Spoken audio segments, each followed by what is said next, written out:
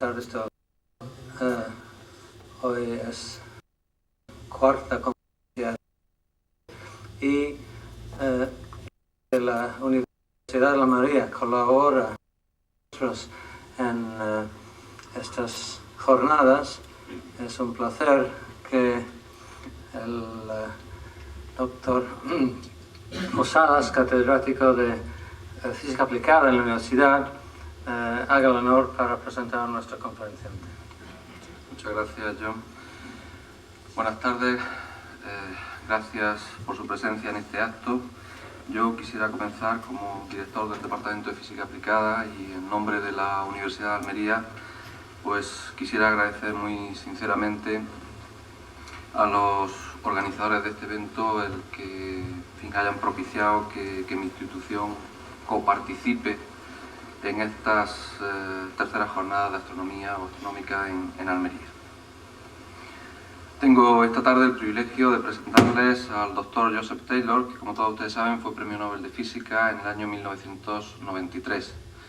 El doctor Taylor es físico, es astrónomo por la Universidad de Harvard y déjenme relatarles brevemente que con materiales prácticamente de desecho, con un presupuesto muy bajo, pero con mucha imaginación, con mucho ingenio, con mucho talento y con unas sólidas bases científicas, instaló un radiotelescopio en el Observatorio de Arecibo en el año 1974 en Puerto Rico y descubrió junto a su alumno de entonces, Russell Hales, un pulsar binario. La novedad en este hallazgo, en el hallazgo de estos investigadores, radicó en que se trata de un sistema estelar doble, uno de cuyos cuerpos no emite radioseñales. Una vez que medidas las pulsaciones y el movimiento del sistema fue descubierto, comprobaron la disminución de su periodo orbital, lo cual permite concluir la existencia de ondas gravitatorias tal y como predice la teoría general de la relatividad de este. El profesor Taylor está incorporado en la actualidad a la Universidad de Princeton, donde es investigador en el Plasma Physics Laboratory y compartió, como decía, con Hales el Premio Nobel de Física en el año 1993. Hoy nos presenta la conferencia titulada Pulsares Binarios y Gravedad Relativista y estoy seguro de que vamos a aprender pues muchísimas cosas acerca de estos objetos estelares y cómo el descubrimiento del profesor Taylor unos años atrás pues nos ha ayudado a comprender mejor la teoría general de la relatividad de este. Pues muchas gracias y les dejo con él.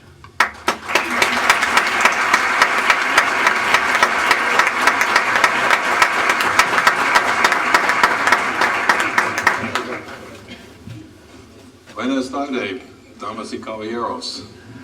It is a great honor for me to be with you and to contribute this week to Almería Astronomy Week. What a superb series of lectures you are having, and what a treasure it is for Almería and for Andalusia that you can enjoy such lectures every year.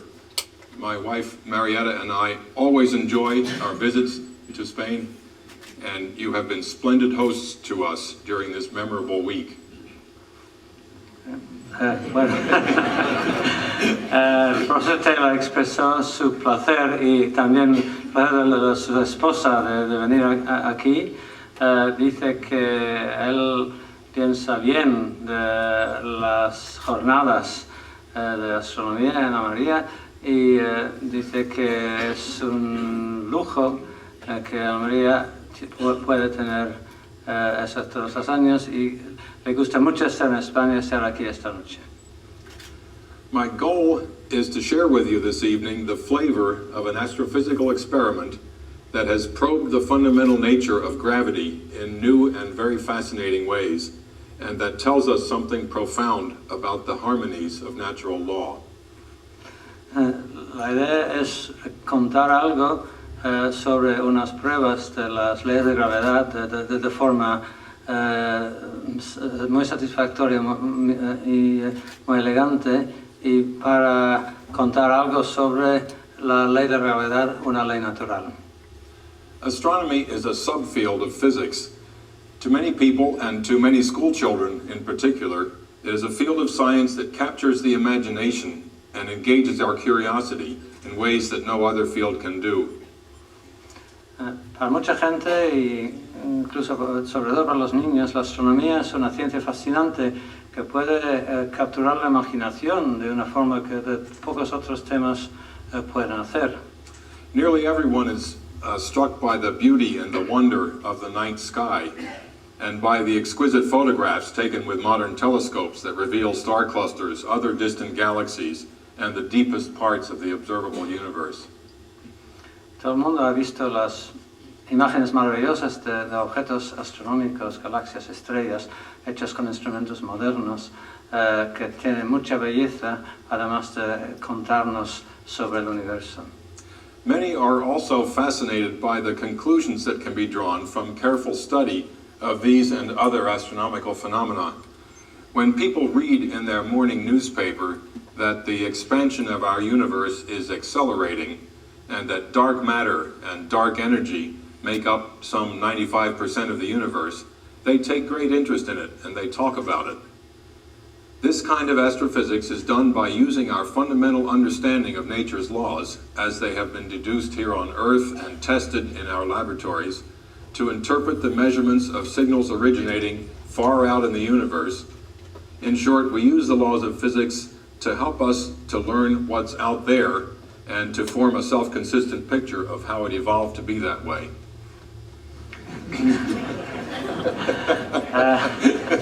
No solamente la belleza, sino el estudio detallado nos fascina al leer en los periódicos que el universo se encuentra en expansión acelerada y que 95% de su materia es de materia oscura, energía oscura, totalmente desconocidos, nos fascina, y sabemos que utilizando las leyes de física nos da las herramientas para profundizar nuestro conocimiento. In the 16th and 17th centuries, Johannes Kepler and Isaac Newton took part in a rather different kind of interaction between astronomy and the fundamental laws of nature. Kepler provided the crucial insight that the planetary orbits have the shape of ellipses with the sun at one focus, and Newton was then able to show that a single universal law of gravitation accounts for apples falling from trees, as well as for the detailed orbits of the moon and planets. Los notabilísimos astrónomos Kepler y Newton combinaron para abrir nuestros conocimientos de las leyes de movimiento. Kepler relacionando, sacando sus leyes de las órbitas de los planetas, y Newton enunciando su ley universal de gravedad, que nos explica tanto la caída de la manzana del árbol como las elipses y las formas de las órbitas de los planetas y las estrellas distantes. 200 years after Newton, in the mid-19th century, Michael Faraday in England and Joseph Henry at my university in the United States carried out careful experiments on electricity and magnetism, and they found that the effects of these quantities to be closely related. Soon afterwards, the Scottish physicist James Clerk Maxwell made a leap of understanding to show that electricity and magnetism are just two distinct manifestations of a single physical phenomenon. En el siglo XIX, 2 siglos después de Newton, el físico inglés Faraday y el físico de la Universidad de Princeton, Joseph Henry, combinaron para hacer experimentos sobre las leyes de la electricidad y el magnetismo. Y un poco más tarde, el escocés Maxwell combinó los conocimientos de electricidad y magnetismo para mostrar que forman una parte del mismo fenómeno del electromagnetismo.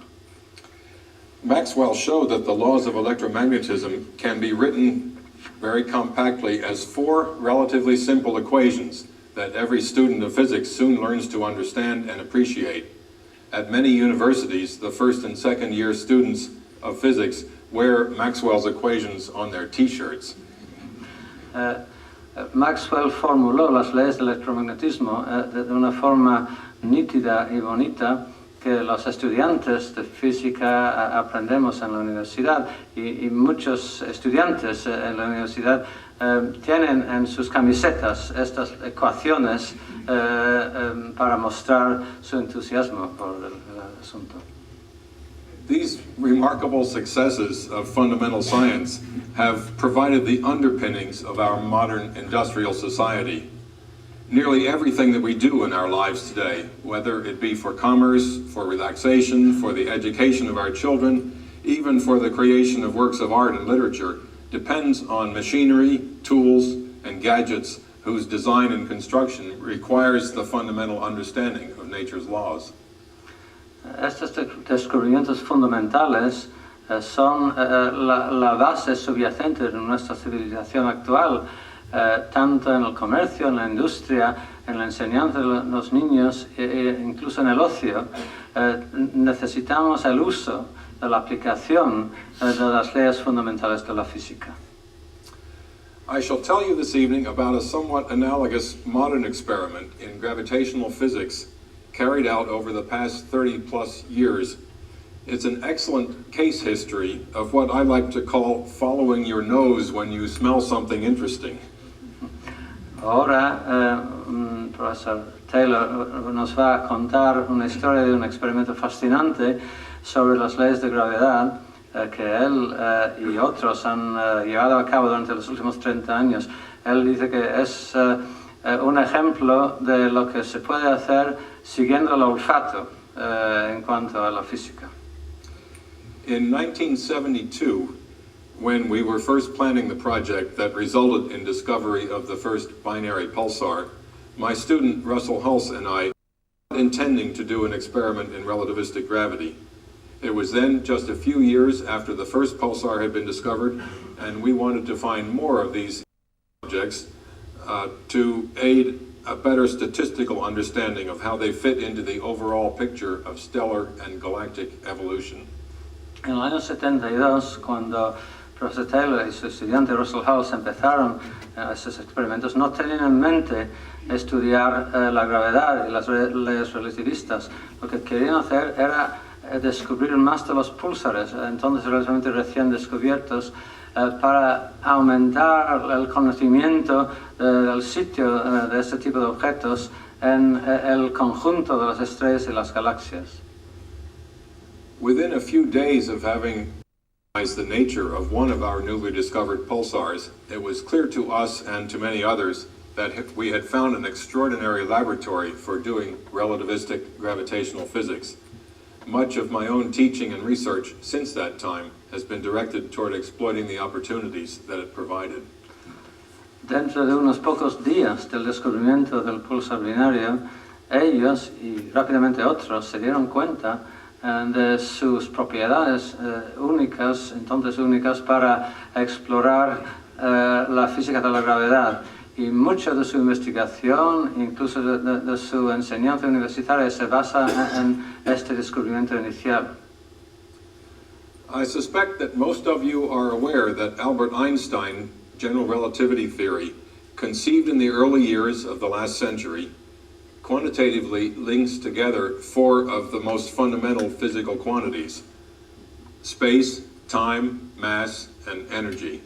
You may also be aware that Einstein and other leading physicists of that time were deeply frustrated by the extraordinary difficulty of performing practical tests for the new theory.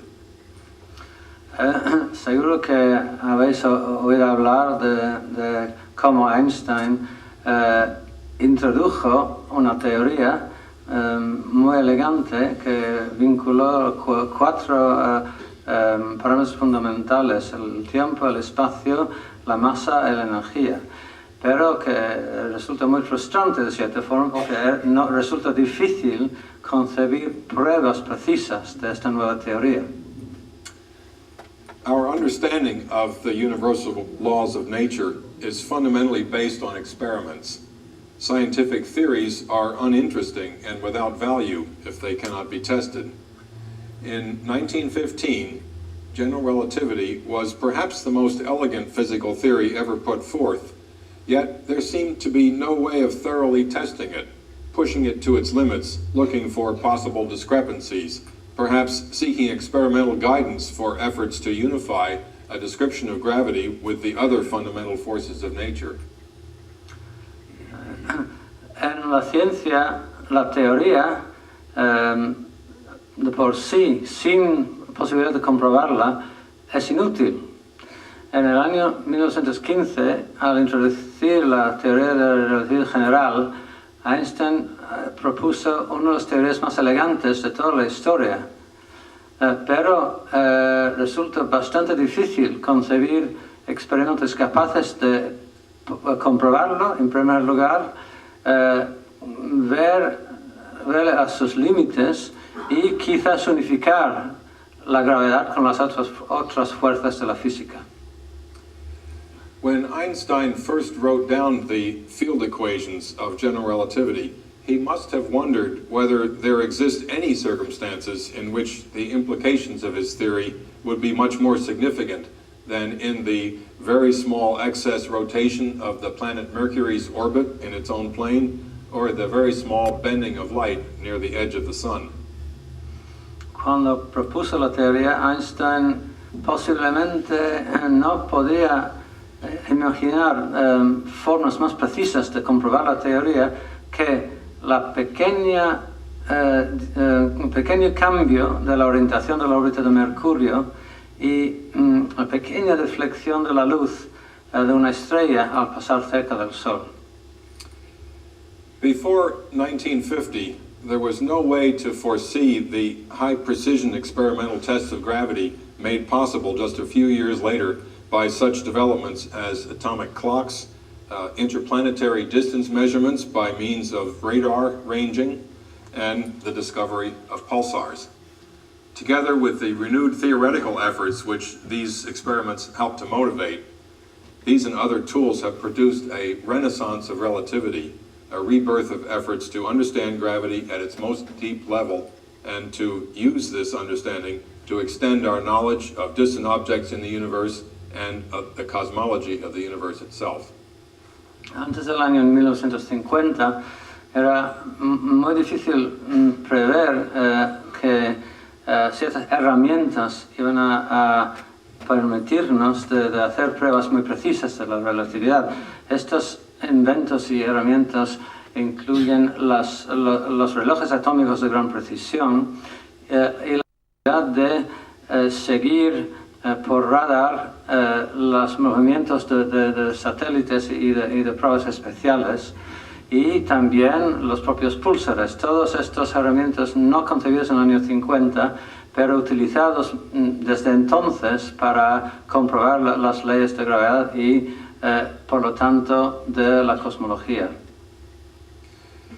The experiment that I will describe for you was made possible by two of the developments that I've just mentioned: the discovery of pulsars and the widespread availability of highly accurate atomic clocks and broadcast time services. It's worth mentioning here at the outset that the very best man-made clocks, these atomic clocks, keep time to an accuracy of about 1/1,000,000th of a second over several years. That is a fractional accuracy of 1 part in 100 million million, 10 to the 14. Pulsars, which are apparently nature's best clocks, can be just as good as that. El experimento que nos va a explicar se debe a dos de estos nuevos descubrimientos: el invento del reloj atómico y el descubrimiento de los púlsares.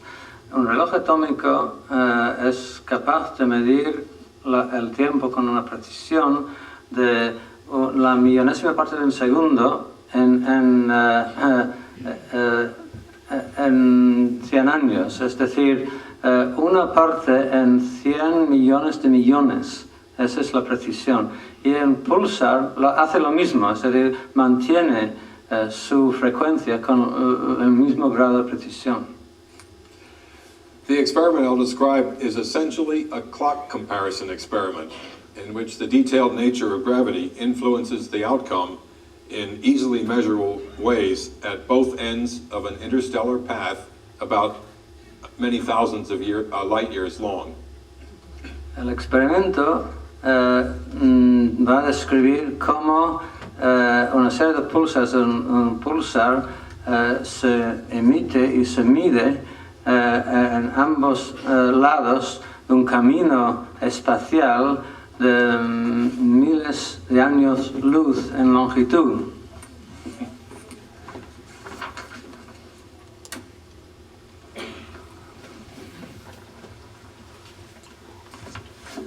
So a good place to start is by describing very briefly the nature of a pulsar itself.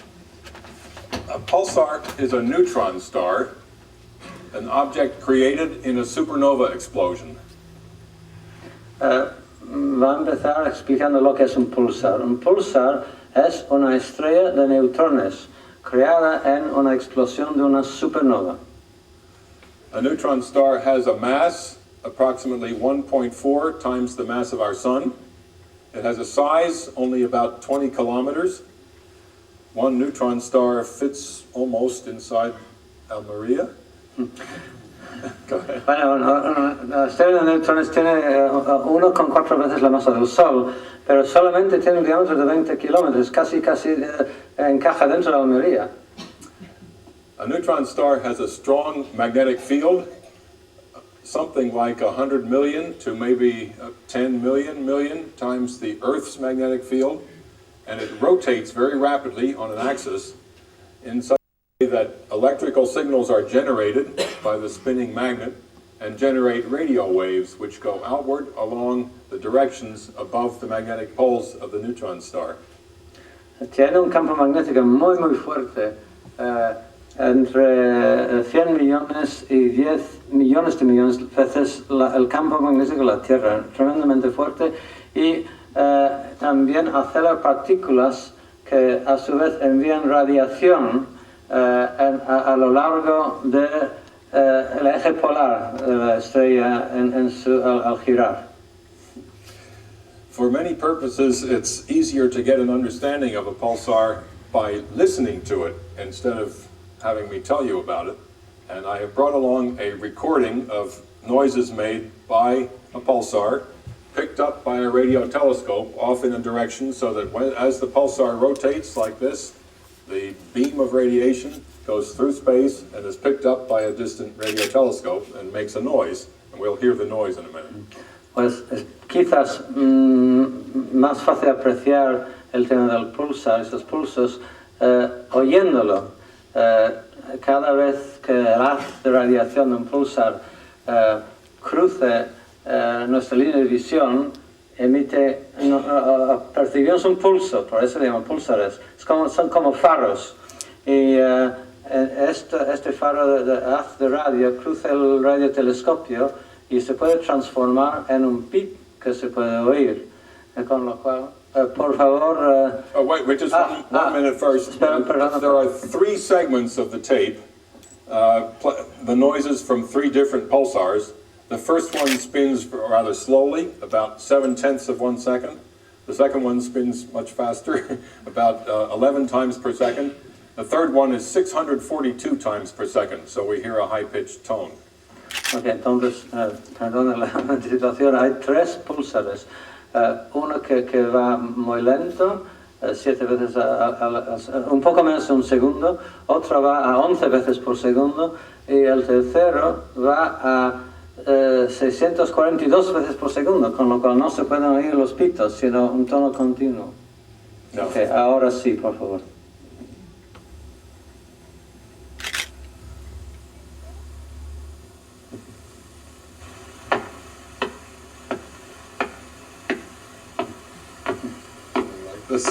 Pulsar lento. The spacing between the pulses is very accurate, just like the ticks of a clock. El intervalo muy constante, como un reloj, como tic-tac.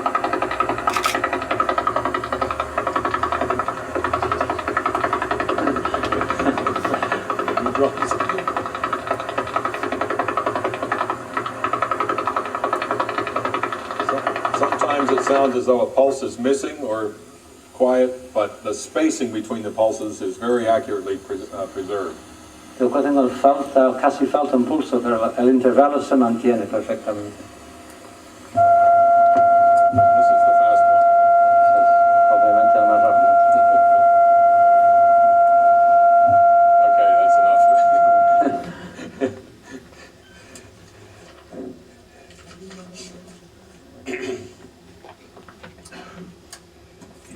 So those are the noises of a pulsar. The radio telescope is also an important part of the experiment.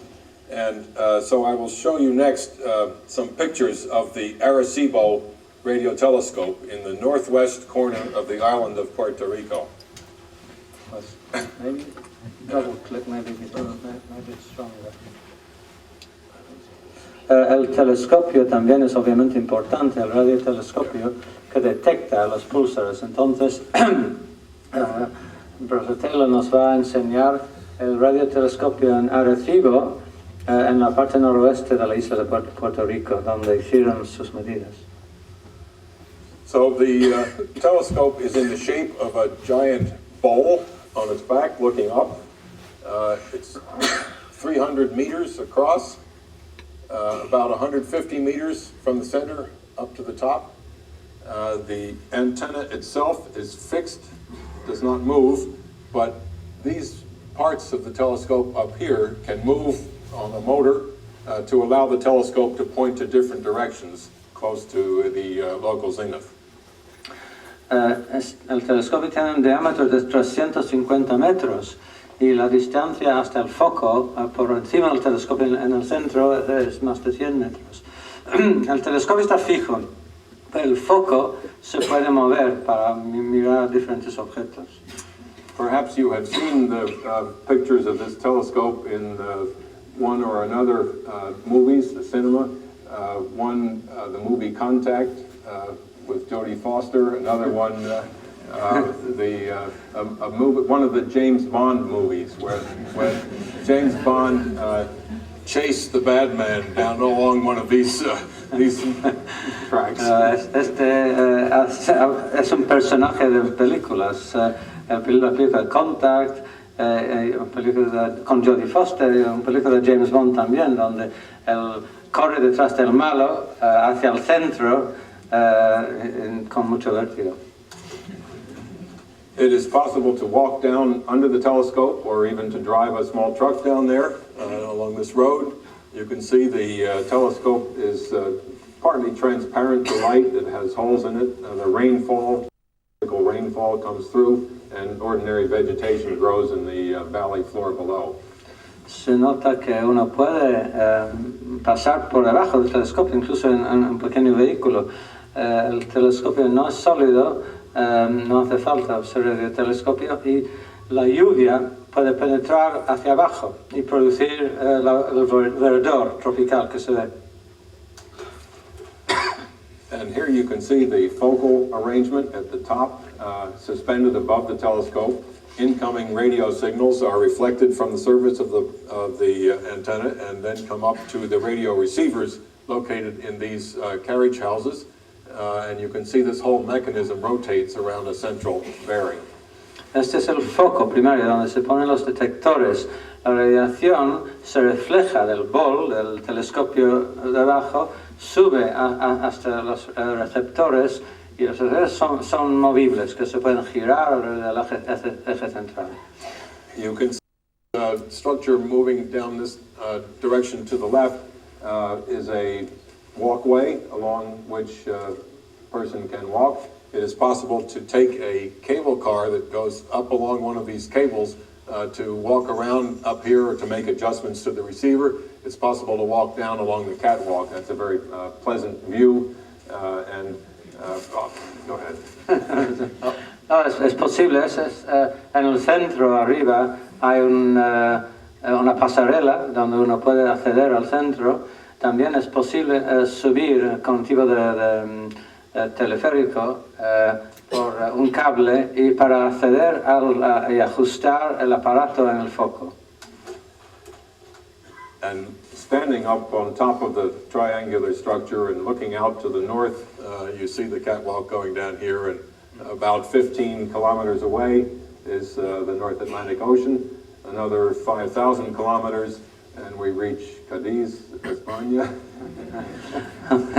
Entonces la vista hacia el océano a distancia de 15 kilómetros y a unos 5.000 kilómetros donde llega a Cádiz.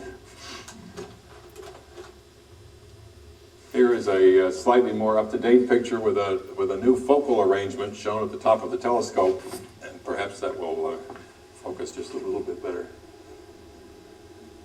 Yeah. The telescope went through a major upgrading procedure about 8 years ago, and the new receivers are located now inside this radome near the top.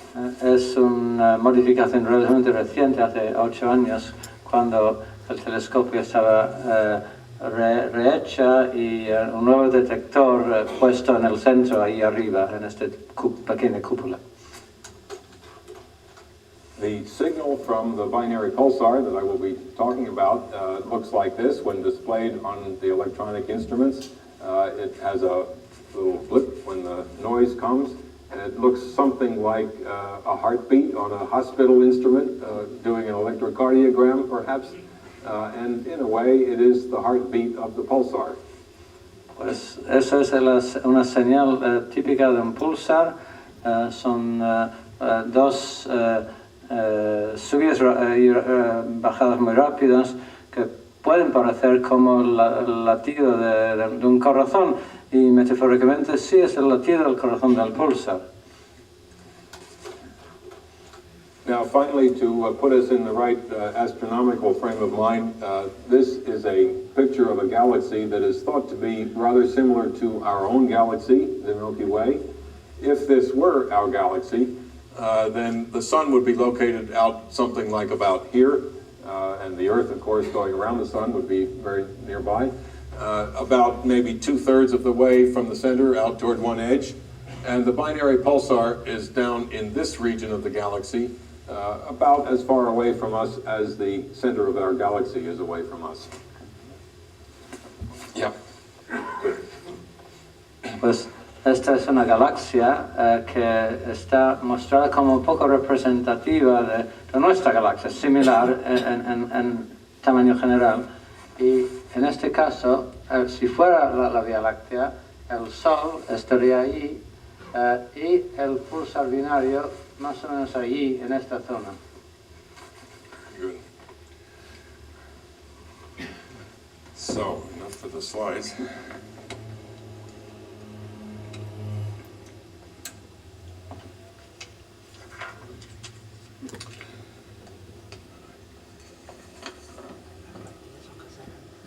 So I just show briefly for his interest a piece of paper that had to do with the very beginning of this experiment. You will see the date, 1972, my signature. This is a request to the United States National Science Foundation. We say we're going to do a survey to detect new pulsars, and we're asking for $30,000 US. Bueno, esa es una hoja indicativa de la ciencia. Es una propuesta de parte del profesor Taylor para observar nuevos pulsares. Es una propuesta para pedir dinero, y el dinero, la cantidad son $33,000 y pico. At this time, of course, I was a young man, a beginning professor in the astronomy department, and this was my first request for research funding of this kind. On page 7 of this proposal, we made some statements about what we were hoping to do, and we said it would be of very high significance to find even one example of a pulsar in a binary system, that is, a pulsar orbiting around another star, because that would allow us to obtain the pulsar mass, a very important number astrophysically. Pues en la página 7 de esta propuesta resaltan la importancia de los experimentos y en concreto hablan de la importancia de buscar, quizás encontrar un pulsar binario, es decir, un pulsar que va alrededor de otra estrella en órbita, porque eso nos permite deducir la masa del pulsar, que es una cantidad de gran importancia. Now, I have one other interesting piece of history here. This piece of somewhat yellow paper is a letter written by my student at that time, Russell Hulse, who was working with me on this experiment, on the project. This was 1974 now, 2 years after the project had started. He has already built some equipment. We have together taken it to Puerto Rico, and we are beginning to do observations. He has already discovered some pulsars, and one particular one is interesting, and I will read you something from this letter, but I'll first let John explain this, what I've said. Este es un documento histórico de interés porque carta de su entonces estudiante Russell Hulse. El año es 74, 2 años después del otro documento, cuando ya han construido sus aparatos y la han llevado a Puerto Rico, han descubierto algunos pulsares. Entonces ya en este contexto vale la carta. This, of course, was long before the days of email, so we have real letters. Sí, era mucho antes de correo electrónico. Yeah. So I will read you just a few sentences from the letter. We have detected a pulsar which has a very fast rotation, about 16 times per second. That means one rotation takes about 59 milliseconds. And in the letter he says, "Dear Joe, I have been observing the 59 millisecond pulsar at every available opportunity for the past few days, and I'm now pretty sure that the period variability, the period is not quite constant, it is changing. Period variability is due to an orbital Doppler shift." And then he says, "This must be the first pulsar in a binary." Bueno, entonces esta carta dice, querido Joe, estoy observando este pulsar, es un pulsar relativamente rápido que gira 16 veces por segundo, con lo cual tiene un periodo de 59 milisegundos. Dice, estoy observando eso en cualquier momento posible. Estoy bastante seguro que la variabilidad de su periodo implica que hemos encontrado por primera vez un pulsar binario. The rest of the letter is very excited student describing to his supervisor what he thinks he has found, and describing the kinds of measurements that it seemed that we should do next. And I should explain that neither the student nor the professor knew anything about binary stars.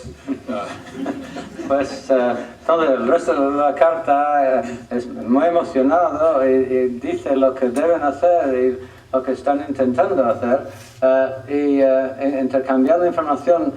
No sabían de antemano nada sobre las estrellas binarias de antemano.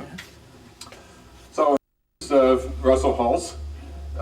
He is pushing buttons on the computer, which was really the new innovation in our experiment. This is early 1970s. A machine like this is called a mini computer. It is about as big as a refrigerator, very different from today's computers. And we had built a system in which the computer and the receiver for the telescope were directly connected. That was unusual at the time. Pues aquí está Russell Hulse jugando con el ordenador, que entonces, en el año 74, era un elemento realmente nuevo, y sobre todo nuevo en estar conectado directamente, hablando directamente con el receptor. Se nota que eso se llama un mini computer, y es del tamaño de una nevera. You can perhaps see that the computer is contained in a wooden box, a box made of plywood. In fact, this is the shipping crate that was used to send the computer to Puerto Rico from Massachusetts. El ordenador ahí está dentro de una caja de chapa, que era realmente la caja de envío del ordenador a Puerto Rico. Now, Hulse is, of course, very excited about discovering new pulsars, and you can see on the edge of the box, he is keeping a count of each new pulsar. pulsar as he finds it. He's going along like this, you know, counting pulsars. Está contando a Russell House los nuevos pulsares. Cada uno de las marcas es otro pulsar recién descubierto. All right.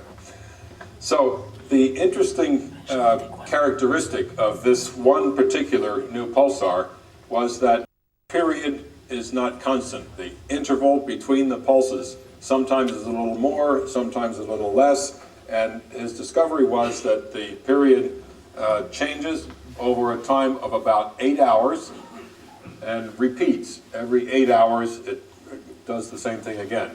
These changes are caused by the Doppler shift of the pulsar moving first toward the observer and then away from the observer along an elliptical shaped orbit. Pues se nota que el periodo entre los pulsos en este caso cambia con regularidad, de tal forma que a veces parece girar más rápidamente y a veces los pulsos vienen con más intervalo. Y eso se debe a la órbita, es el conocido efecto Doppler, que nos cambia con un periodo de aproximadamente 8 horas, debido a la órbita de duración de 8 horas. Now, two things were very surprising about this, the nature of the changes in the orbital period. One, the first thing that was surprising was that it repeats in only 8 hours. That's a very short time for a star to go all the way around another star. If the other object, the object around which the pulsar is orbiting, were a star like the Sun, it would almost fill the orbit and the pulsar would be almost touching it. So it was very clear that the most likely possibility was the pulsar was orbiting around another very small object like another neutron star. El periodo de 8 horas es muy rápido porque es el periodo de la órbita del pulsar alrededor de la otra estrella. Si la otra estrella fuera el Sol, por ejemplo, como el Sol, esto implicaría que el pulsar tendría que estar casi en contacto con la superficie. Eso no sería factible, con lo cual tiene que, la otra estrella, su compañía, tiene que ser muy compacta también, quizás otra estrella de neutrones. The other surprising fact was that the total range of change of the orbital period indicated very large velocities, 300 kilometers per second. That's 1/10 of 1% of the speed of light. That is an immense velocity for an object like a star, and indicated that relativistic physics was going to be important in understanding the nature of the orbit. También la velocidad muy alta, 300 kilómetros por segundo, muy alta para un objeto como una estrella, y para manejar tales velocidades es necesario usar tener en cuenta los efectos de la relatividad para entender la órbita. So the situation was essentially the following. We were here in Puerto Rico with our telescope looking at this distant object some 25,000 light years away from Earth, a pulsar orbiting around something else. We do not know what the other object is, but we do know that the size of the orbit is about 1 million kilometers, and the shape of the orbit is about as I have drawn it there. Entonces, ahí están en el año 74 con su telescopio, han detectado un pulsar a 25.000 años luz de nosotros en una órbita alrededor de algo que no saben qué. Saben el tamaño de la órbita, la velocidad. Now, because of the large masses and the large velocities, there is an exciting prospect, we realized, that relativity theory, Einstein's theory of gravity, predicts that a system like this should lose a little bit of its energy each time this orbit is completed in the form of a new kind of radiation called gravitational waves.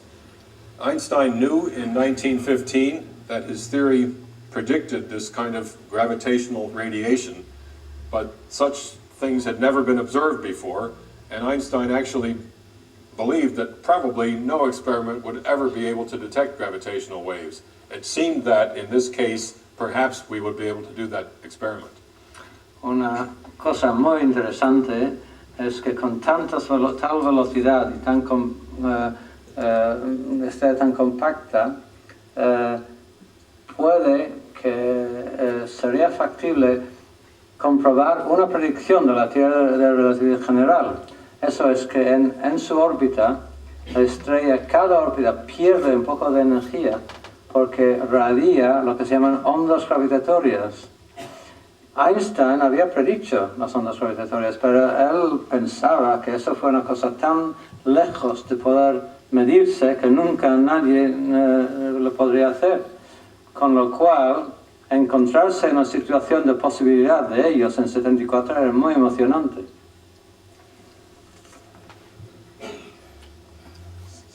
So, here is the way a physicist will describe an experiment. You try to make it very simple, you draw some boxes and put little words in them. It's a block diagram. So here are the signals coming from the pulsar to the Arecibo radio telescope. They become amplified and go into an electronic receiving device. There are some blocks that correspond to the timekeeping capabilities of the observatory equipment. And we want to compare the timekeeping of the pulsar clock against the very best standards of time that we have available here on the Earth. We therefore have to compare the observatory clock, which is a pretty good clock but not perfect, with the very best clocks available anywhere, and we do that with these GPS satellites. Perhaps you want to wave that while you explain a little bit. Bueno, es un diagrama de flujo, un diagrama de los físicos para dar los puntos esenciales del experimento. Aquí pasa la señal de la antena, aquí, a un instrumento que compara la frecuencia que llega aquí en esta línea con la frecuencia emitida por el reloj, pero el reloj no tiene la precisión necesaria, es el reloj del observatorio.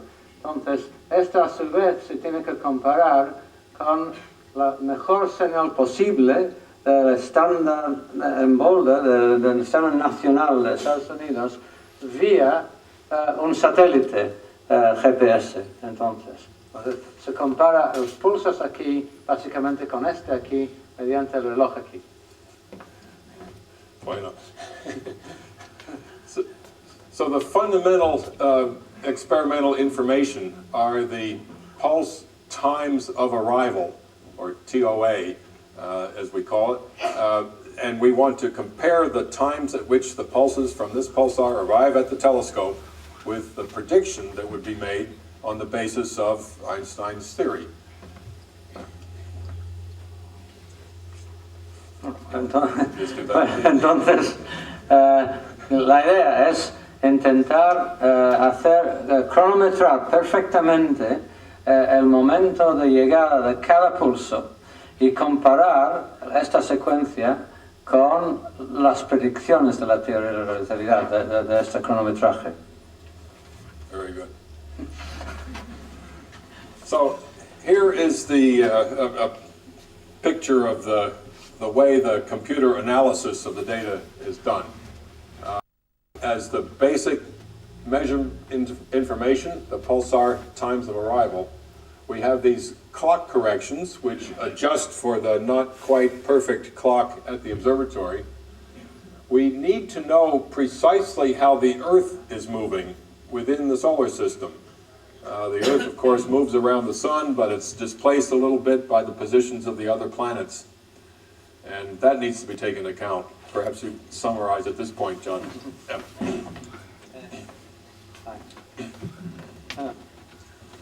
Hay que comparar los tiempos de la llegada del pulsar con el reloj, pero el reloj corregido por el estándar en Boulder. Pero para hacer las comparaciones perfectamente hay que tener en cuenta pequeñas correcciones debidas al hecho de la Tierra está en movimiento alrededor del Sol y en rotación de la Tierra misma. Son correcciones necesarias para realmente comparar correctamente los tiempos de llegada. Let me say just a few more words about the Earth rotation data. We usually think of the Earth turning at a constant speed, one rotation per day, but it's slightly variable. The Earth, after all, is not a solid. We have oceans, we have the atmosphere moving around, and these things cause small changes in the length of the day. Those must be accounted for. They are why every few years we may have a so-called leap second, where 1 minute at the end of the year is 1 second longer than 60 seconds. Those things go into this calculation of the Earth rotation. La precisión necesaria uno puede darse cuenta porque la rotación de la Tierra es constante, pero no es perfectamente constante. Y hay que tener en cuenta los cambios que se pueden deber al presente de los océanos y la interacción dinámica entre la parte fluida de la Tierra y la parte sólida. Y eso, por ejemplo, estos movimientos dan lugar a cambios seculares en el periodo de rotación de la Tierra, en el día. Cada X años hay que añadir un segundo bisiesto. Y es necesario tener en cuenta para analizar estos datos. So the basic part of the calculation that needs to be done affects the important results from the experiment is simply an application of writing down the predictions of relativity as to exactly what time the pulses should arrive, and then to see how well they agree. And what comes out of the calculation is a number of parameters that describe the size and shape of the pulsar orbit and its orientation in space, and then in addition some things that we refer to as residuals, or differences between the observed times of arrival of the pulses and the times that would be predicted according to the theory. Bueno, entonces hay que comparar las predicciones de la teoría de la relatividad, en este caso general, con las medidas, y los residuales son las pequeñas diferencias entre las predicciones y las medidas. Las predicciones son de la velocidad, la orientación de la órbita y el periodo de la órbita.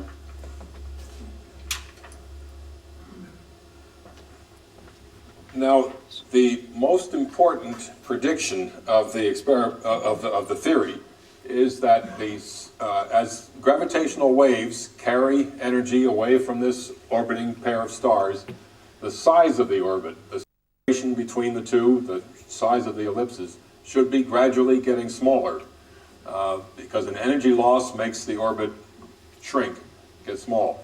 The prediction of relativity is that the orbit should shrink by about 1 millimeter, 1 millimeter every orbit. And we start out with an orbit of 1 million kilometers. That seems like a tiny effect that would be very difficult to measure. But in fact, as I will show you, it's possible to measure it. Pues las predicciones son que el efecto de las ondas gravitatorias es una pérdida de la energía del pulsar en su órbita, que implica que la órbita decrece en tamaño por 1 milímetro por órbita. Y si se da cuenta que la órbita tiene un diámetro de 1 millón de kilómetros, detectar un cambio de 1 milímetro parece ciencia ficción, pero no lo es, como vamos a ver. The reason, of course, that very small change is measurable is that it leads to a cumulative effect on the pulse arrival times. And those build up slowly over time, so that after a few years we measure a small effect, after a little bit longer the effect becomes larger, and in time we can make a very accurate measurement of it. Sí, la razón de su detectabilidad básicamente es porque el efecto crece y crece con el tiempo, así que dentro de unos meses y unos años, dada la precisión de la medición de los momentos de llegada, llega a producir una cantidad medible y medible con precisión.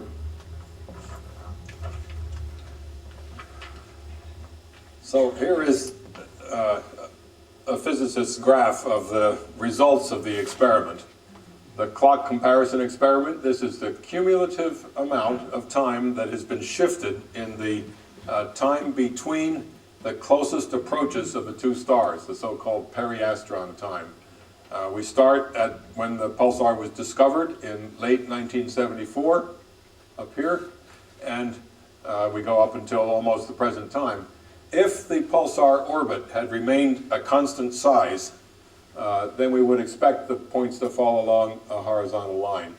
In fact, the orbit, of course, is shrinking, and it does so in a way that is described by the curve that you see. Estos son los resultados presentados como de forma científica, donde el momento cuando el pulsar y la otra estrella están más cerca en cada órbita se mide. En el caso de nulo efecto, de cero onda gravitatoria, este tiempo permanecería siempre constante, la línea horizontal arriba, pero en la realidad hay un efecto, con lo cual el periodo cambia y los puntos en el gráfico entre el año 74 y el año 2005 son los puntos que representan este cambio progresivo y con el cambio de tiempo de órbita. And the precise shape of the curve that is followed by the measured points, shape of a simple geometrical form, the parabola, and as you can see, the prediction, which is the line that's drawn here, and the actual measured points are in very good agreement. La predicción de la teoría de la relatividad general es la línea y los puntos son las mediciones y se nota que hay un acuerdo precioso, muy preciso. La curva es una parábola y entre la parábola y las observaciones hay un acuerdo perfecto hasta el punto 2.02%. So let me summarize now. Relativity predicts that the gravitational interactions must propagate between these two stars at the speed of light, and that gravitational waves must carry energy away from the orbiting double star system. If I describe this in Newtonian language, we could say that the orbit changes because each star feels the pull of the other one, not where the other star is, but where it was a very short time ago, that short time corresponding to the gravitational propagation time across the orbit.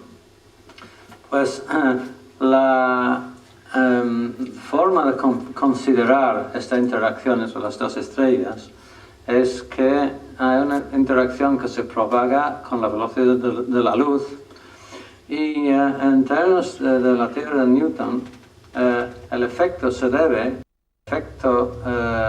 de cambio se debe al hecho de que una estrella se mueve tan rápidamente que la fuerza de gravedad se siente por una estrella más tarde que al instante de su propagación de la primera estrella. Esa es una forma de escribirlo en la forma de la gravedad clásica de Newton. Another way of describing the difference in the prediction of Einstein's theory and of Newtonian gravity is that in Newton's equations, the force is felt in a direction from the center of one star to the center of the other star. In Einstein's theory, there is a slight displacement of the angle. The displacement is proportional to the fifth power of the ratio of the speed of the pulsar to the speed of light. Pues en la teoría newtoniana de Newton, la fuerza se dirige directamente a un objeto al otro. Pero en la teoría de Einstein, esta fuerza se dirige en una línea ligeramente desviada y el ángulo de desvío es proporcional a la razón de la velocidad en la órbita dividido por la velocidad de la luz elevada a la quinta potencia. So if we calculate the angle by which the direction of the force is deflected in the relativistic theory, we need to start with the ratio of the speed of the pulsar, divide by the speed of light. You saw the speed of the pulsar is 300 kilometers per second. That's about 10 to the minus 3, 0.001 times the speed of light. We raise that number to the 5th power, multiply it by itself 5 times. We get a number, decimal point, 15 zeros and a 1. That's the number of radians in the angle, a very, very tiny angle. It is approximately the angle subtended by a human hair at the distance of the sun. Entonces, en ese caso del pulsar, dado que la velocidad del pulsar es 300 km por segundo y la de la luz 300.000 km por segundo, la velocidad del pulsar es la milésima parte de la velocidad de la luz. Para calcular el ángulo, eso se tiene que multiplicar 5 veces, es decir, 10 una vez por 1000, multiplicado por 1 vez sobre 1000, 5 veces. Eso es una parte en 10 elevado a la 15. Y es un ángulo tan pequeño que es el ángulo subtendido por un pelo humano a la distancia del Sol. Eso es el efecto diferente entre la predicción de Einstein y la predicción de Newton. Anyway, those effects give rise to this predicted shrinking of the orbit by 1 millimeter per orbit, and as you can see in this graph, that leads to a time comparison effect which is easily measurable and measurable to an accuracy currently about 0.2%. A pesar de este efecto tan pequeño, se puede medir muy bien y se puede medir con una gran precisión, la precisión mejor que 2 partes en 1000.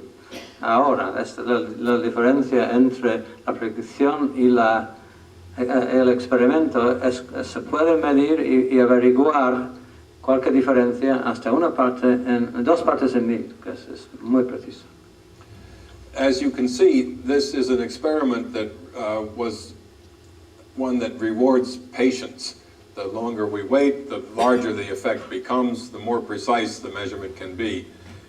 We've therefore followed the pulsar for 30 years and still observe it every few years.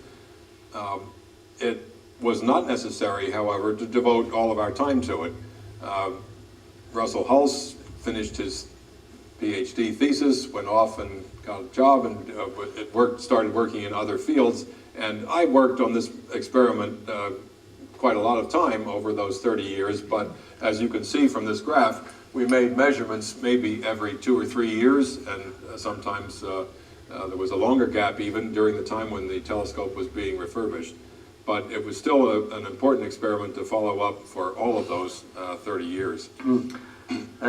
La precisión crece con la línea de base de tiempo, es decir, ha sido importante seguir midiendo durante 30 años. Eso no implica que han pasado todos los días de los 30 años haciendo medidas. Russell Hulse terminó su tesis, dejó de trabajar en la astronomía, está haciendo otro trabajo.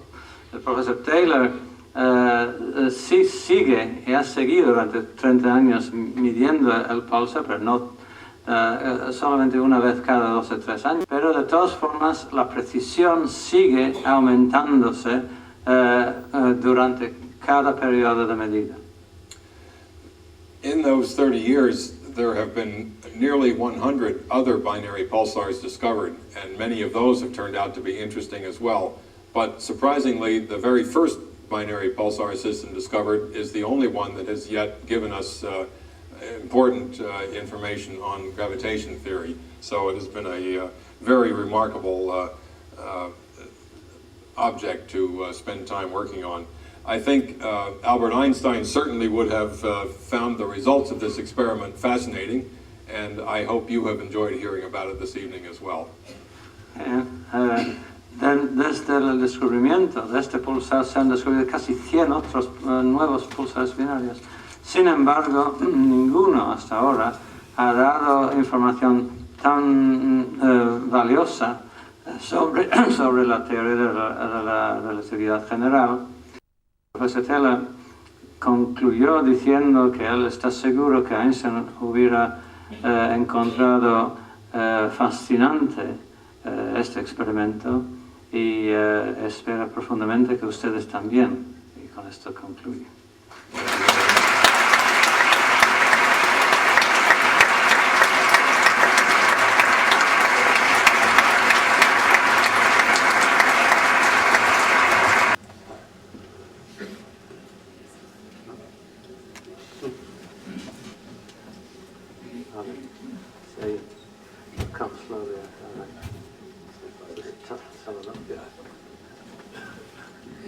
Buenas tardes.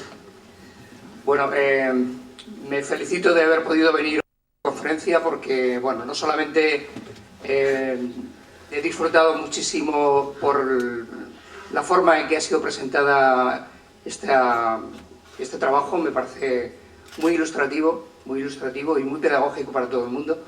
Y, bueno, una pregunta que quería hacer adicionalmente es que este trabajo toda la posibilidad de que las ondas gravitacionales son un hecho cierto, ¿no? Quería preguntarle por qué instalaciones hay hoy día en el planeta para detectar ondas gravitacionales y cuáles serían los fenómenos que estaríamos preparados para poder observar.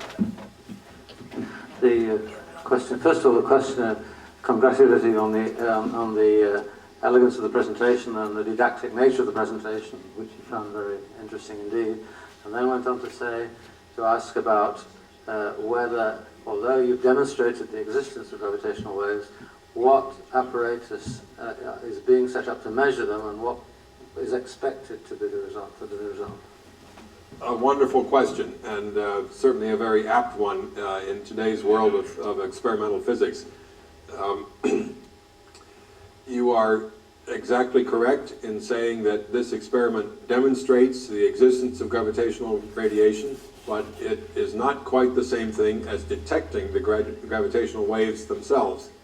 That is itself a difficult experiment and a very important one, and there are efforts at a number of laboratories around the world to build detectors that might be able to detect gravitational waves from a system like this one, not as it is today, but as it will be at a time when the orbit has become much smaller and the two stars are almost touching one another.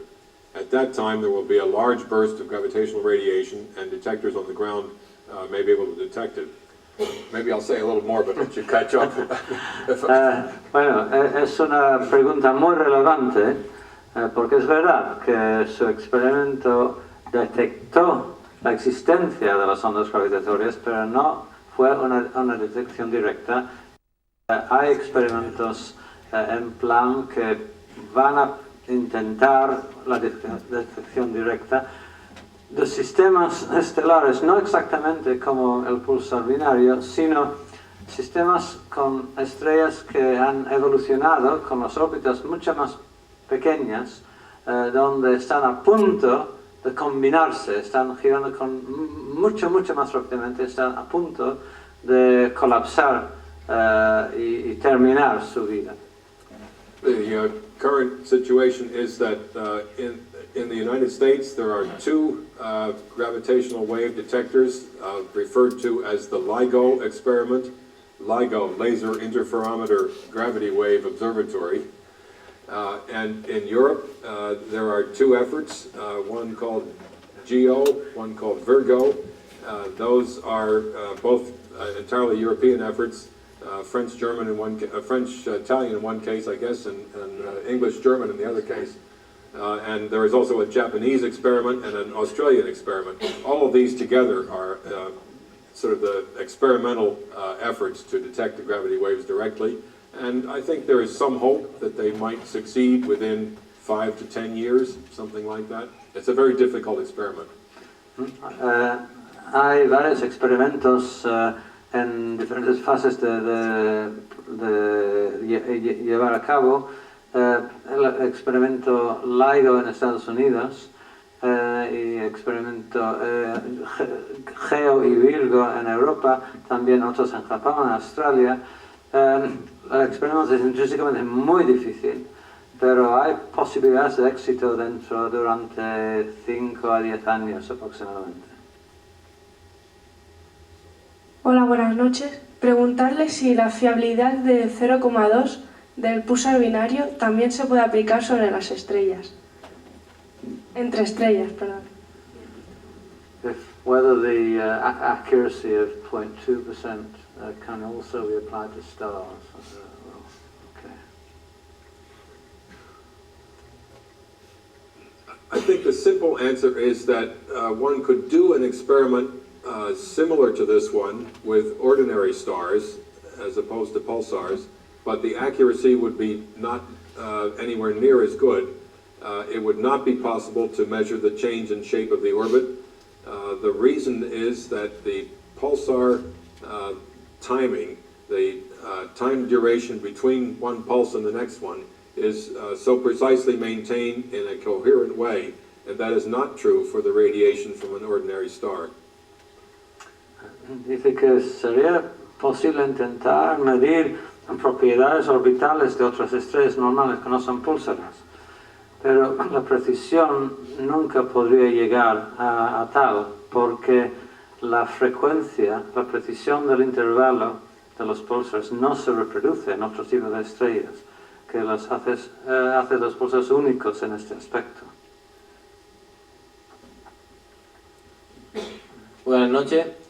Quisiera preguntar qué importancia pueden haber tenido los pulsares en la formación del universo y qué datos pueden aportarnos su estudio. El estudio de los pulsares. ¿Qué datos pueden aportarnos sobre el desarrollo y la formación del universo, el estudio de los pulsares? Okay, so it was just what information can pulsar study give us about the development and evolution of the universe? Well, interesting question. I think the principal evolutionary information that has been derived from the study of pulsars has to do with the late stages of stellar evolution. We know now that stars that begin with masses perhaps 12 to 15 times the mass of our sun will, after they undergo nuclear fusion in their centers for some 10 million years or so, will become unstable and explode as supernovas. Those are the ones that leave behind pulsars, and that particular path of evolution was not well understood before pulsars were known. La aportación principal es al estudio de las etapas más tardías de la evolución de las estrellas, porque las estrellas con masas grandes, 10, 12 veces la masa del Sol, pasan por su fase estable rápidamente durante solamente 10 millones de años aproximadamente. Después se explotan en la forma de la explosión violenta, que es una supernova, dejando detrás un pulsar. Y el estudio de los pulsares nos está proporcionando información de gran relevancia sobre este proceso y los procesos de este tipo en general. I think I would say the other important contribution of the pulsars to understanding the nature of the universe as a whole has to do with just a better understanding of the nature of gravity, because on the largest scale, the cosmological scale, gravity is the most important force. Y también aplicando la pregunta sobre el universo como un todo, los pulsares nos están enseñando cómo precisamente funciona la gravedad. Y en escalas grandes, la gravedad es la fuerza dominante, con lo cual eso también es muy importante.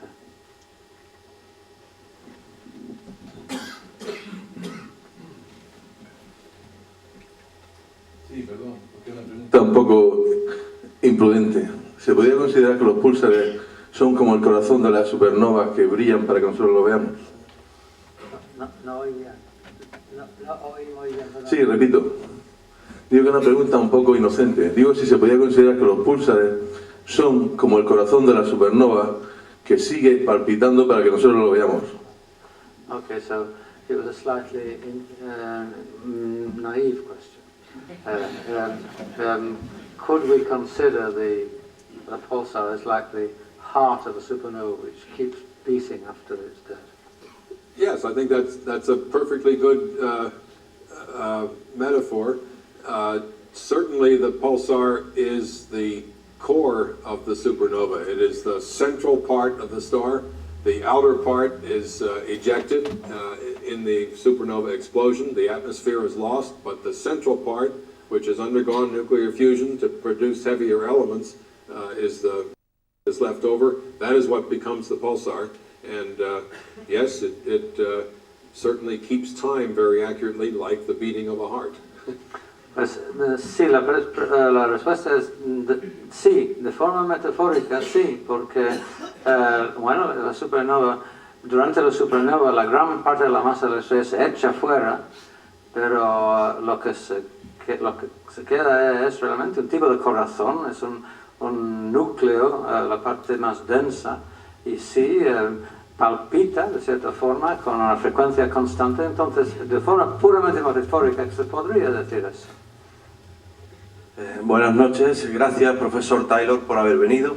Quería hacerle una pregunta referente a las partículas. Así como en la fuerza electromagnética es el fotón la partícula que le da consistencia, como las transiciones electrónicas entre los diferentes orbitales, ¿se podría decir que en la fuerza gravitacional es el gravitón, una partícula que no se ha descubierto, la que le da consistencia, o simplemente la fuerza gravitacional es una mera vibración del espacio-tiempo de Minkowski, por ejemplo?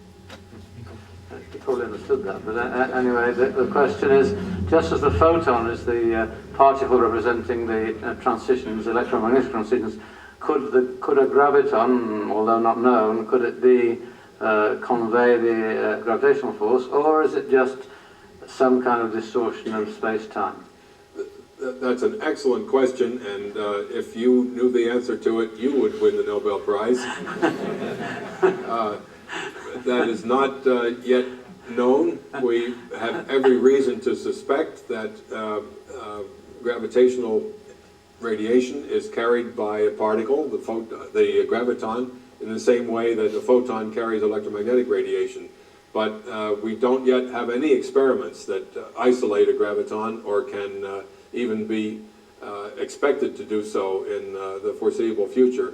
The fact of the matter is that although we, from past experience, expect that at its most fundamental level, gravitation probably obeys quantum mechanical laws, as do all the other forces in nature.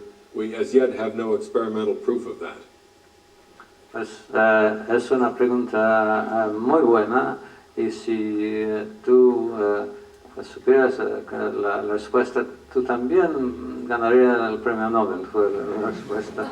Pero es muy posible que la mecánica cuántica sí a un nivel se aplica a la gravedad. La dificultad es la experimental, encontrar una forma de aislar un gravitón o de medir con sensibilidad suficiente para poder detectar gravitones, y eso realmente es el problema.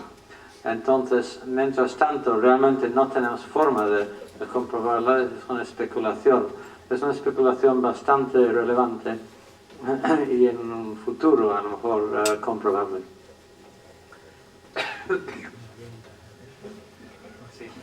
Bueno, yo quería agradecer a Joseph Taylor pues, la charla tan didáctica que nos ha dado y que haya compartido con nosotros estos trozos de historia que bueno, solo tienen 30 años, pero a la velocidad que evoluciona la tecnología hace parecer que sea la prehistoria realmente un poco de la astrofísica, ¿no?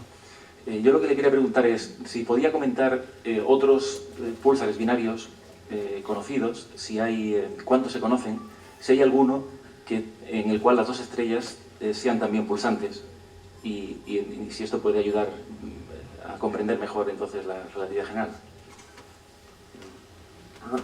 Okay, so he's asking if first of all, he thanks you for the talk and said he enjoyed it didactically, and then he said whether it's possible to find a binary pulsar in which the other star is a pulsing star, not only a spinning star, and what you could learn from that. There is now known one other example of binary pulsar system in which both objects are observable as pulsars. That was discovered just a few years ago, about 3 years ago now. Very interesting observations are beginning to be made of it. It will take some time to get all of the interesting information, I think. In all of the other cases, nearly 100 of them, the other object is either not observed at all, presumably because it is a dead pulsar, one that has it's spinning slowly enough that it no longer generates the electromagnetic radiation that we detect as radio waves. Or the other star is a object of lower mass. Instead of being a neutron star, it is a so-called white dwarf star. In most of the other cases, that is the case. Pues se ha descubierto recientemente un objeto muy interesante que es un objeto con dos pulsares en órbita, el uno alrededor del otro, y solamente hace 3 años, y las medidas obviamente son muy interesantes, pero todavía no están llegando a su plena fruición. Pero en la mayoría, en todos los otros casos, casi 100, la otra estrella no se detecta directamente, y eso posiblemente es porque es un pulsar muerto, en el sentido, no literalmente, claro, es muerto en el sentido de que gira demasiado lento como para emitir pulsos, o es una menor masa que una estrella de neutrones, es una enana blanca solamente. En este caso tampoco se puede detectar. Buenas noches, quisiera felicitar una vez al profesor Taylor por esta labor que lleva haciendo y lo bien que nos es este tema. Y al hilo de una pregunta anterior me gustaría hacerle una pregunta, es decir, si saben la forma o el tipo en que se puede adaptar esa onda gravitatoria, si se parece más a una onda electromagnética, si a una onda mecánica, y si se pareciese en algo a una onda electromagnética, si podría interferir con ella de alguna forma. Okay, well, again, after thanking you for the talk, the question is whether gravitational waves, what form will they have? Are they like electromagnetic waves? And could there be interference between gravitational waves? Oh, yes. Very good question. In many ways, gravitational waves are analogous to electromagnetic waves. They are transverse waves that move something in an opposite, orthogonal direction, perpendicular direction to the direction of travel of the wave. But in some other ways, they are different. The primary difference is related to the fact that in electricity and magnetism, there are 2 opposite quantities of electrical charge, positive and negative. In gravitational physics, there is only one sign of mass. All masses are positive. So there is no dipole, no positive and negative canceling each other out. And that makes the nature of gravitational waves rather different. It makes them much weaker, and in many ways, obviously makes them harder to detect. Pues en algunos aspectos las ondas gravitatorias son similares a las ondas electromagnéticas. Son ondas transversales en el sentido de su desplazamiento. Es capaz de mover cosas en una dirección perpendicular a la dirección de propagación de la propia onda. En ese sentido son similares, pero en otro sentido no lo son, porque las ondas electromagnéticas se emiten por partículas que pueden tener o cargas positivas o negativas, electrones o iones positivos, mientras que en gravedad solamente hay un tipo de carga, simplemente la atracción gravitatoria. Eso las hace mucho más débiles y mucho más difíciles de detectar. What's about interference? Well, interference, yes. Certainly gravitational waves could interfere, no question about it, and one of the principal mechanisms of the detectors that are being built in these gravitational wave observatories that I mentioned has to do with the interference that would be produced in the detector by laser beams, which are used to make the sensitive measurements that need to be made. So that's a way in which the gravitational wave can couple into another form of radiation, which itself will have interference. The gravitational waves themselves certainly are of the kind that could produce interference, and that should be expected. Pues, en principio, las ondas gravitatorias sí se pueden interferir entre sí. Y un punto un poco relacionado, que los detectores utilizan desplazamientos muy finos medidos por láseres que sí, estos sí se interfieren. Entonces los detectores utilizan un principio de interferencia, pero la interferencia entre ondas gravitatorias es mucho más débil. And other effects that apply to transverse waves, for example, refraction of waves around a boundary would also apply to gravitational waves. Y otros efectos propios a las ondas transversales también se aplicarían a los detectores. Por ejemplo, la de la refracción de la onda al pasar por una terminación entre dos medios, un cambio de índice de refracción. Sí, buenas noches. Yo le quería preguntar sobre el otro objeto que forma parte del sistema binario, que por lo que ha dicho probablemente es una enana blanca. Y la pregunta va en la dirección de qué se conoce de ese objeto, en particular si por ejemplo tiene campo magnético o no tiene, y si no se conoce nada, cómo se puede estar seguro que eso no afecta a las medidas y a las conclusiones que se derivan de las medidas. Gracias. So the question is, what do we know about the other object in the binary? For example, it's a white dwarf. How much do we know about these? Do they have magnetic fields? And in any case, do they have properties that might affect the measurement? Yeah, that's a very good question, and of course one that would need to be of concern to the experimentalists doing such an experiment. The answer is, in this case, we are quite certain that the other object is another neutron star. So it is like a pulsar, but either it has its rotation speed is very slow, or perhaps its magnetic field has decayed so that it's not any longer strong enough to produce like the radio waves that we would detect as a pulsar. The mass has been accurately measured for both stars, and they both have masses of about 1.4 times the mass of the Sun. And therefore it's quite certain that in this case they both are potentially pulsars. Neutron stars is the basic name given to these objects. And if the magnetic fields and the rotation speeds were fast enough, we probably would observe both objects. It is thought that in this case both stars originated as high-mass stars that would undergo a supernova explosion.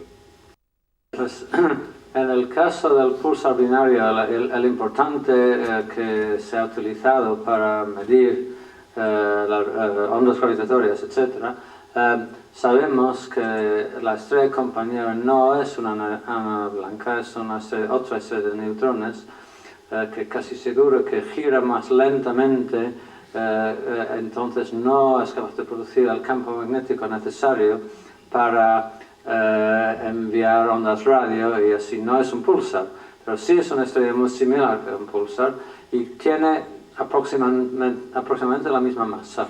La masa se puede medir y se sabe que un objeto con una masa de 1,4 aproximadamente masas solares tiene que ser una estrella de neutrones. Con lo cual la respuesta es que esta estrella se conoce suficientemente bien como saber que no puede causar problemas en el experimento sobre la relatividad. Hola, hay tres personas que han pedido la palabra. Van a ser las tres últimas preguntas dada la hora que es. Gracias. Bueno, después de estas últimas preguntas tan técnicas, yo quiero hacerle, si me permite, una bastante más peregrina, pero que quizá tenga su importancia. El caso es que anteayer vimos con don Francisco Sánchez la importancia que tenía la localización de los telescopios en Tierra para la observación del espectro del óptico, ¿no? Entonces yo me pregunto si hay un símil para la radioastronomía, ¿por qué se eligió Arecibo para montar ese gigantesco radiotelescopio? también hay observaciones en radio en el espacio, ¿no? Okay, so a completely different kind of question. The other night, Francisco Sanchez explained the importance of where you sight your telescope. So the first thing is, why was Arecibo chosen? And the second thing is, in any case, are there radio telescopes in space? Good questions again. The simple answer to why did we do the experiment at Arecibo is because Arecibo is the largest telescope in collecting area. It actually simply collects more signal from the very weak signals of a pulsar than any other radio telescope on Earth. The location of the Arecibo telescope is itself an interesting question. It was originally built by Cornell University, an American university, for the United States Air Force, which had some experiments they wanted to do in the upper atmosphere. They wanted it to be not too far from the equator, but still on American soil. So Puerto Rico is south of any of the continental United States and was a reasonable location. There is one other reason why Puerto Rico was a very good place to build the telescope, and that is because the geography, the terrain around where the telescope was built has karsts, not too different from the karsts that are in this region itself, with places where you could build a telescope without moving a whole mountain of earth. Bueno, la primera parte, ¿por qué Puerto Rico? Ellos utilizaron Arecibo, Puerto Rico es el telescopio más grande, con una área más grande que es capaz de detectar el pulsar más débil, o las señales más débiles que son del pulsar. Porque estaba puesto ahí en primer lugar. Se hizo para un experimento a la Universidad de Cornell en Estados Unidos, en un experimento en conjunto con las fuerzas aéreas de Estados Unidos. Tenía que estar cerca del Ecuador, o cuanto más cerca posible, pero en territorio de Estados Unidos, entonces Puerto Rico. Pero también había una razón geográfica, que en el que se está formado por la estructura montañosa que hay, es posible poner un telescopio de tal magnitud sin tener que excavar, y obviamente es una razón muy práctica. The other thing is about radio telescopes in space. Yes, and the answer is, in most cases, there is no particular advantage to building a radio telescope in space, so it is not widely done. In a few cases where one had a reason to wish to do interferometry, telescopes, each signals and sending them together, perhaps a computer connection to let the signals interfere. To have the distance between the two. If we put one on the Earth and another one in a satellite a long way away, then we get a long distance. That can be advantageous, and that has been done. No hay mucha razón de poner un radio espacio, pero lo de la interferencia, cuando tiene ventaja tener receptores con una distancia muy larga entre ellos. Por ejemplo, uno en el suelo, otro en un satélite. Eso se ha utilizado de vez en cuando.